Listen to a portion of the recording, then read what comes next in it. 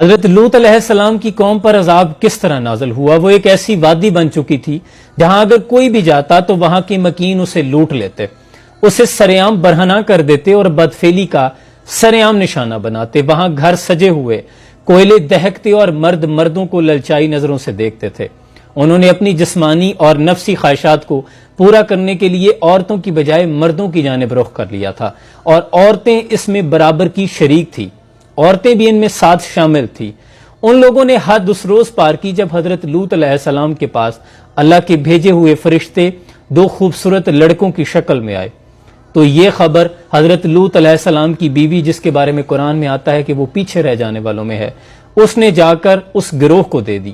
تمام لوگوں کو پتہ چل گیا اور وہ لوگ گروہ در گروہ دروازے توڑنے لگے، وہ جھپٹنے لگے اور ان کے ذہنوں میں انہی خوبصورت لڑکوں کے بارے میں خواہشات نفسانی ابھر رہی تھی، شیطانی الاؤ دہک رہے تھے۔ وہ چاہتے تھے کہ جو لوط علیہ السلام کے پاس مہمان آئے ہیں انہیں کسی طرح حاصل کر لیں۔ حضرت لوط علیہ السلام انتہائی رنجیدہ ہوئے۔ فرشتوں نے کہا کہ آپ پریشان نہ ہوں، ہم اللہ کے فرشتے ہیں، یہ ہم تک تو دور کی بات آپ تک بھی نہیں پہنچ پائیں گے۔ رات اللہ نے حفاظت کے ساتھ گزاری۔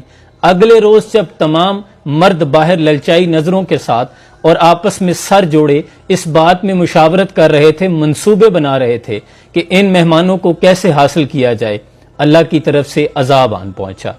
اس روئے زمین کے اسی وادی کے ٹکڑے کو اللہ نے ہوا میں بلند کیا، اوپر اور اوپر اتنا بلند کیا، اور پھر زوردار جھٹکے کے ساتھ واپس زمین پہ اس طرح مارا کہ 400 فٹ گہرائی میں چلا گیا، اور جس کی چیخ و پکار کی آوازیں آسمان پر فرشتوں نے سنی، اور اس طرح یہ زمین کا ٹکڑا زمین میں دھسا کہ نتیجتاً اس میں سے پانی نکل آیا۔ جو لوگ بچ گئے اس پر اللہ نے آسمان سے پتھر برسائے، آگ کی طرح پتھر اور نشان زدہ پتھر، جس کے حصے کا پتھر صرف اسی کو آ کے لگتا، اللہ نے تہس نہس کر دیا۔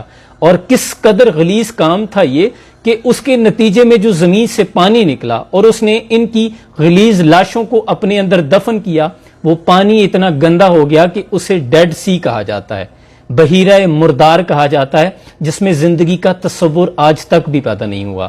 کوئی زندہ مچھلی نہیں ہے، کوئی مینڈک یا کوئی بھی حیوان وہاں پہ زندہ نہیں رہتا۔ یہ انجام تھا اللہ کی حدود کو پامال کرنے والوں کا، اور جو اللہ کے قانون کے ساتھ، جو شریعت کے قانون کے ساتھ کھلواڑ کرتے ہیں، اللہ کے عذاب کو دعوت دیتے ہیں۔ اللہ کریم اس قوم کو، وطن عزیز کو، امت مسلمہ کو اس لعنت سے محفوظ رکھے۔ سلام پہنچے۔